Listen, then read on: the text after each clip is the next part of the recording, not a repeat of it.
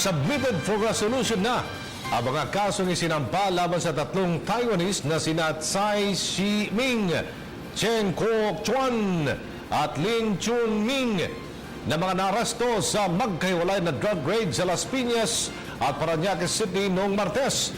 Sa pagdinig ng Department of Justice kanina, pinagsusumite ang tatlo ng chemistry report hanggang bukas, Hulyo 8. Posibleng patawan naman ang mga ito ng parusang 12 taong pagkakakulong o di kaya reclusion perpetua na abot sa 40 taon sa bilangguan. Habang inaantay pa ang desisyon ng DOJ, kasalukuyang nakakulong muna mga ito sa Temporary Custodial Facility ng Philippine Drug Enforcement Agency sa Cab Bagong Diwa, lungsod ng Taguig. Noong Martes, inaresto sina Tsai at Cheng sa kanilang tinutuluyang bahay na ginawang laboratorio ng shabu sa Las Piñas, kung saan nasabat ang mahigit 300 kilong shabu na nagkakalaga ng 1.7 billion pesos. Nasa kote naman kay Lin sa Parañaque ang kahong-kahong ephedrine powder na pangunahing sangkap sa paggawa ng shabu.